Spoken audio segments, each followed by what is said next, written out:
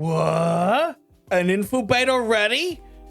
Wait, it's only been a few days, but you know what? It's our new format is going, guys. Welcome. It's me, it's John from PvP. I'm rocking the pink today. I wonder if you like it. Let us know in the comments down below. But before that I want to give a big thank you for all the lovely comments and love showing to our last video. Probably our last time we're going to do PvP, or not PvP, but Infobyte on a once per week basis. As I mentioned before, we're going to be dropping these videos a little bit more relevant to the time in which the news comes out. If you've missed the last video, of course you can check it out right there. But anyway, guys, we got some quick bites for you. Little info bites. Let's get into it.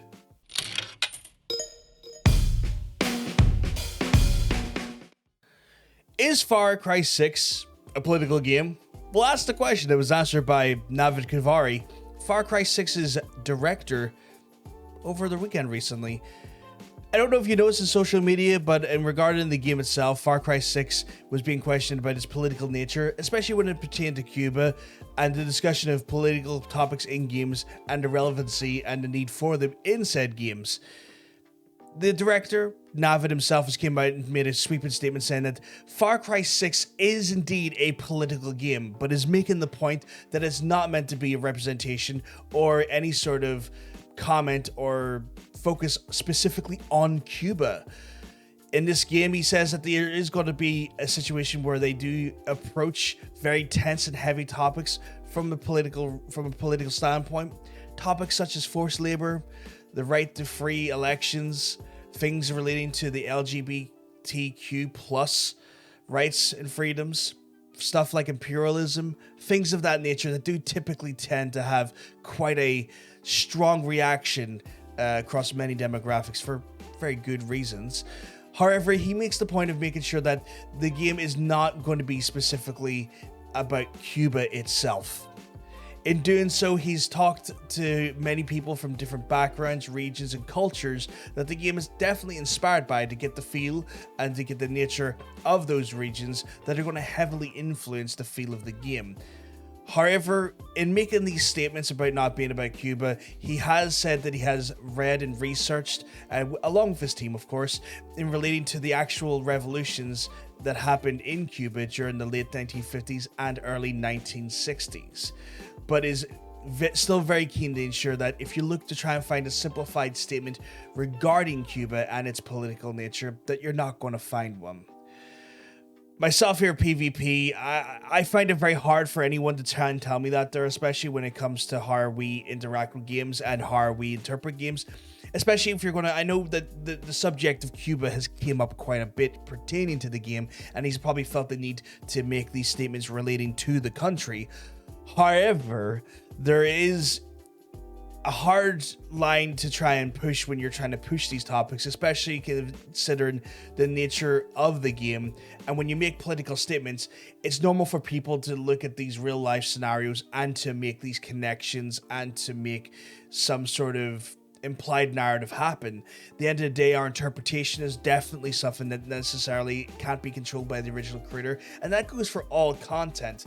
But I think it would be very naive of him to think that he could simply say that people are not going to make these comparisons or get an indication that maybe there is some sort of connection to the games in a political statement relating to places like Cuba, especially if he is talking about using very real life driven accounts and research from the region to inform and help with the game design.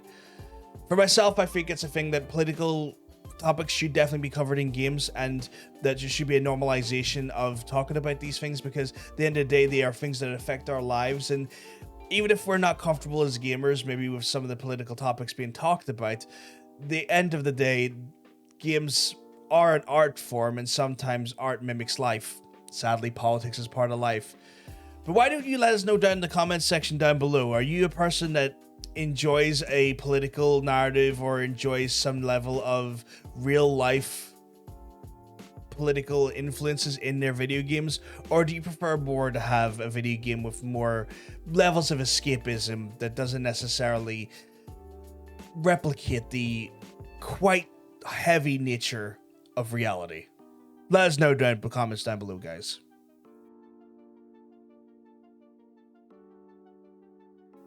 And if you've not had enough of CD Projekt Red being in news, well, let me tell you, we got another article for you. Apparently, CD Projekt Red's profits from Q1 are down 65%. That brings their Q1 quarter profits down to just a measly $8.84 million. Not much, if you ask me. They're not making enough money.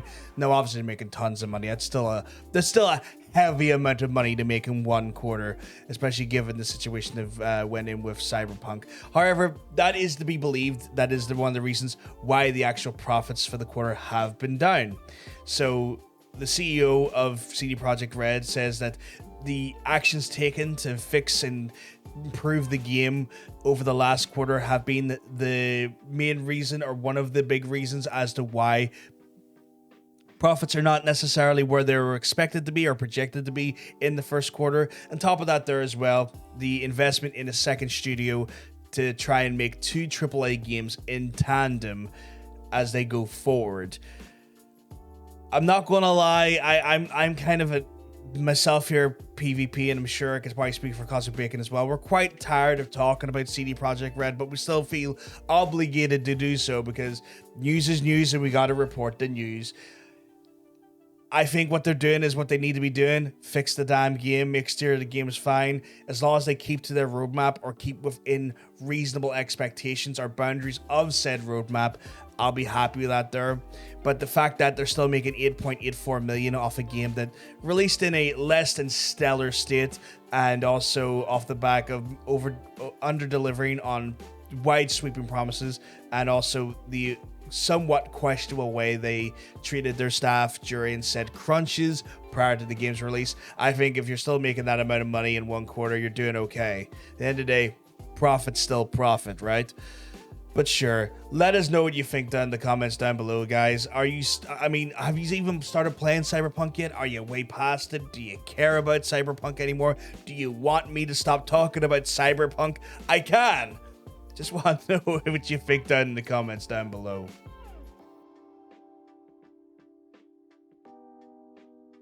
And that's our Infobyte for today, guys. Obviously, I'll be back when the next bit of news comes out. There is no set schedule for Infobyte now. News happens when it happens. But of course, let us know what you thought about the articles down below. Did we not cover something that you think needs to be covered and we still can? Let us know. Drop the articles. If you want to read more about the articles, though, of course you can check down below the player. We got the actual articles that we referenced when we were actually making the videos, so you can always check them out as well. But anyway, it's time for me to love you. It's time for me to leave you. But before I do, I need you to hit that like button. Hit the shit out of it. Drop us hot comments. Subscribe for more news and more awesome entertainment from the PvP guys. And if you do want to join myself and Mr. Cosmic Bacon, you can do so on Twitch every Friday night, 8 o'clock UK time, for the player versus player talk show. We hang out, we chat, we talk about case studies, we do fun game show stuff. And also, if you want to check me out, I'm also on the same channel at twitch.tv/itspvg. Again, all the links are below the player, as you've seen, but I also do the solo streams. I'm here from Monday, Tuesday, Thursday, pretty much 6 o'clock UK time onward. And then obviously I'm on Friday with the player versus player talk show, as well as Sunday for a long boy from about 2 or 3 o'clock UK time in the afternoon onward. But anyway, gonna love yous, gotta leave yous. Until the next Infobyte, guys, stay classy.